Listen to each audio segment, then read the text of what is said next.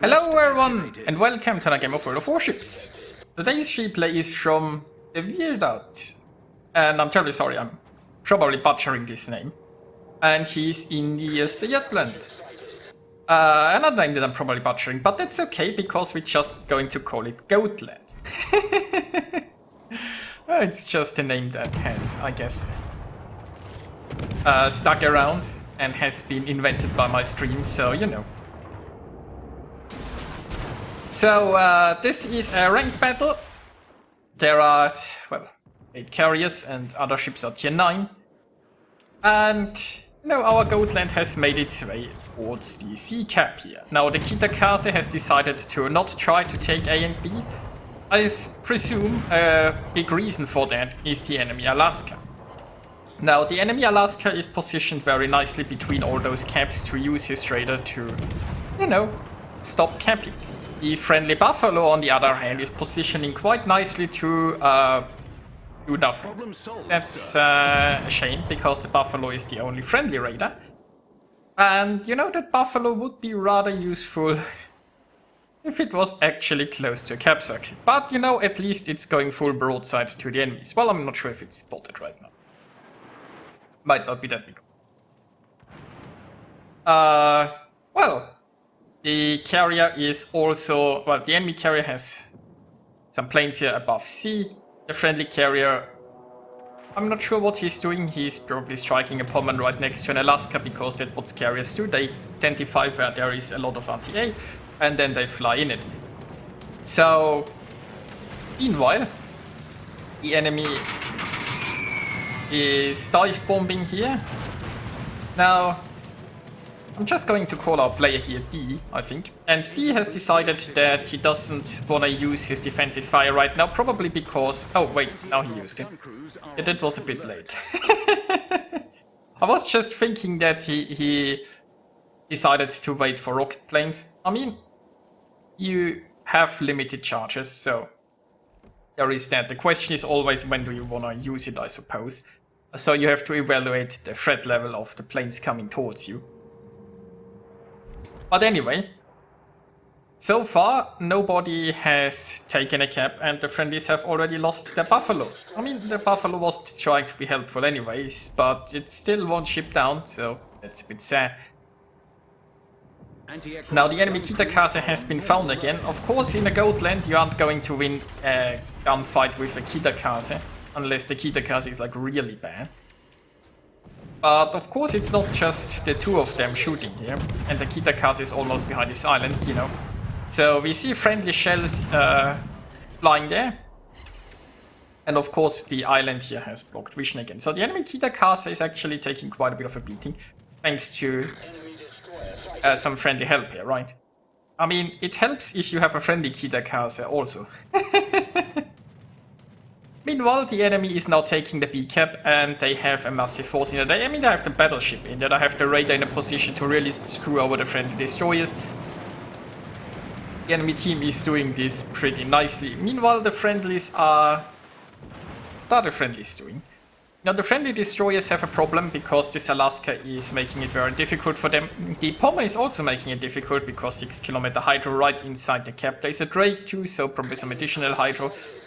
And there is the Kitakaze locking down the sea. So, I mean, the Alaska obviously covers that area too, but as a Goatland you can't just charge into Kitakaze. Like, the lack of smoke means you gotta be really careful, because you don't have an easy getaway card.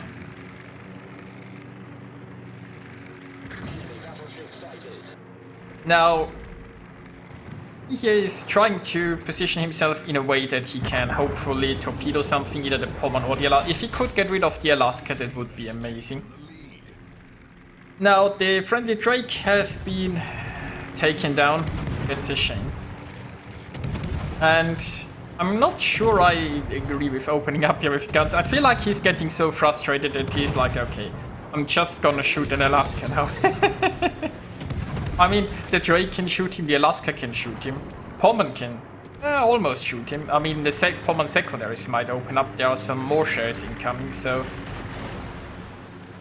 So far it's working out surprisingly well, but I feel like it might not have been the risk to take. Now the planes are not currently coming his way. But it's a desperate situation, you know. And the friendlies really need to sink some ships and get some caps. But, you know, the destroyers can't get some caps because the entire enemy team, basically, is inside a cap circle. Meanwhile, the friendly Iowa is hiding behind the carrier. The Shabbat is at least somewhat there on the front now, but not so much. And, you know, the destroyers are still getting screwed over by enemy carrier and raider positioning, I suppose. So, but, you know, our Goatland is obviously not going to give up. There is an enemy Schurz. I guess the good news is that a Schurz isn't very good at fighting destroyers. The Schurz has really shitty high explosive. And while it has good armor piercing, the armor piercing will basically just overpen on destroyers 99% of the time, which makes it also pretty shit to deal with destroyers, so... Yeah, and did I mention that the Schultz has a battleship turning radius, so you're never gonna dodge a torp with that. So, that's good news, because now 2 enemy ships have actually been destroyed. We are getting there slowly. So ship-wise, the friendly team is equalized, but of course points-wise, it's a disaster. The enemy carrier is, I think, keeping the friendly carrier spotted, so the enemy ships can just farm that to their heart's content.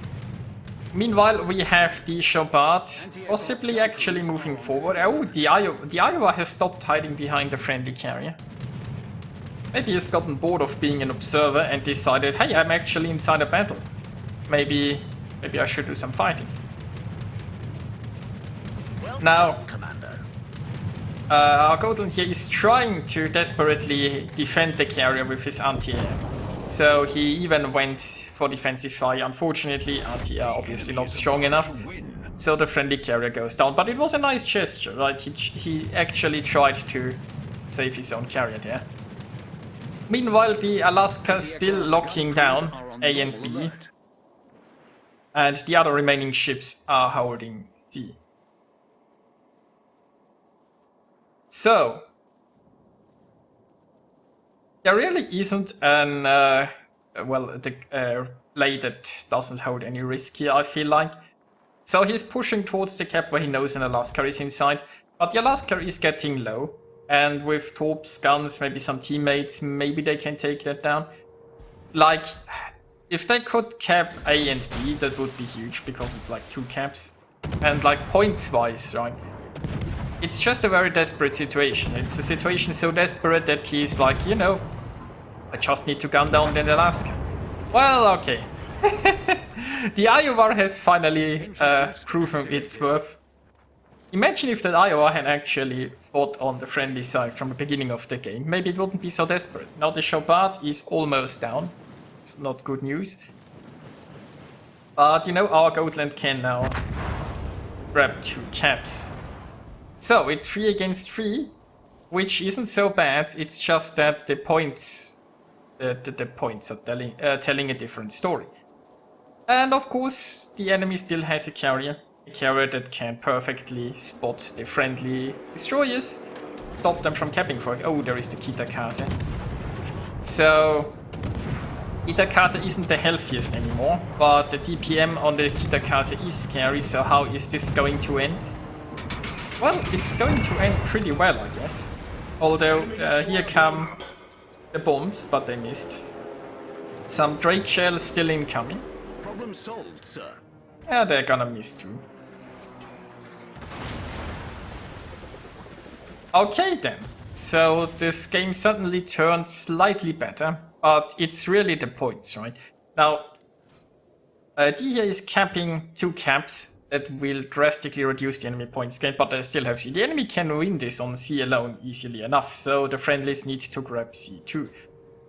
The Kitakaze is very low, and as mentioned, there is still a carrier. So if the enemy carrier goes for the Kitakaze, especially, I mean, if it just spots the Kitakaze and then the Drake takes it down, that would be rather problematic. Now, I'm not sure about those torps, to be honest. I assume he wants to stop the Drake from pushing into C, but honestly, he's just risking his Kitakaze here, it feels like. So, I'm not entirely certain about those torps. Now, thankfully, the carrier is attacking the Goatland, which has a lot better anti-air than the Kita-Kase. Engine boost deactivated. That's very helpful. And it also looked like he flew straight into a flag cloud. I'm not sure if the Kita-Kase has a smoke to disappear if needed, but if the enemy carrier had went for the Kita-Kase, right, he could have spotted it. Probably interrupted, most likely interrupted it. If not interrupted it, spotted it for the Drake who could have interrupted it, and together they could have probably sunk the Kita-Kase. And stopped the friendlies from taking the sea cap, and who knows, that might have actually won the enemy team the game. But the enemy carrier didn't do it, instead he's going for the target with the best anti-air. As, you know, I mean, carrier. That's what you kinda expect carriers to do. World of Warships, you're so silly. Now, he's spotted here, so he's slowing down in order to try to avoid the Drake's shells. He's meanwhile also avoiding the carrier torpedoes, but it stops him from speeding up again, which he wanted to do to avoid the Drake. On the bright side, it looks like his torpedo is going to score a hit. Now, some more dodging against Drake shells. Thankfully, the Drake did not quite correctly estimate how he was sailing. And he's dodging some more carrier torpedoes. And we see a lovely plane just crashing there. Now, despite everything, the enemy team still has that points lead, but it's 6 minutes left to play and the enemy has no points gained. So, you know, but the enemy dropped the ball on this one. The enemy basically held all the cards and they managed to throw it away. I feel like a big part was really if the enemy carrier would have just gone for the Kita-Kase, right, and to Drake and the carrier together would have sunk the Kita-Kase and prevented the flip of the sea cap, they probably would have. But hey, you know, it's nice if the enemy makes mistakes. Problem solved, sir. Meanwhile, the year is up to 41 planes. And there might be more to come. Now he's also on very low health. The carrier is coming back with some rocket planes there. And, I mean, the carrier can sink the Goatland, and the carrier can most certainly sink the Kita-Kase, but there won't be enough time to sink the Iowa 2. Like, I mean, one rocket strike can easily sink a destroyer that low. And, well, of course, I mean, if all of his planes die before they can strike, then this isn't going to happen, I guess. He's running low on planes, so, you know. But technically he could possibly sink both destroyers. Now carrier is in torpedo range, so 2 small spreads going towards the carrier, and at this point, you know, Goatland isn't even bothering to turn anti-air off again. The carrier knows where he is anyway, so he wants to get his anti-air shooting as soon as possible. Now, if he's just coming with torpedo planes, they should be easy enough to dodge. And now starts the pew-pew. Yeah, the enemy carrier is basically replaying. You know, turns out, if you focus like the strong anti-air ships all game long, it's not the best for your plane count. Oh, and look at this, all torpedoes missed. Even with the small spread, not a single torpedo, and the carrier didn't even try to move. Oh well. Also, look at this nice number of non-pens. Yeah, this is this is probably pretty frustrating there. Oh, look at that, he managed to do some damage. Now torps are technically reloaded again, not sure if they matter anymore. I mean, you know, we have at this point the Kita-Kase, the Iowa, we have everyone shooting. But, you know, might as well shoot the torps, it's not like the guns do anything. They could try armor piercing, I suppose. I'm not sure if he could get armor piercing pens there. The thing is, he wants to sell a bit more broadside. Hey, there is a fire! Not that fires matter against carriers. So he wanted to sell a bit more broadside there, but, you know, he had to dodge some planes too. Oh look, the torps, maybe he can get the kill. Well, that brings us to the results, and he earned himself 2,773 base experience. Nicely done. Shooting down 49 planes. You know, considering the situation he was in, that's an amazing result. He basically had to deal with a game where the enemy had a radar in a very strong position, where the enemy basically had ships in the caps, where he was harassed by a carrier, and yet he managed to prevail. And, you know, contribute a lot to his team's victory. He earned himself a Dreadnought and an A defensive expert. So yeah, I hope you guys enjoyed watching this, and I'll see you next time.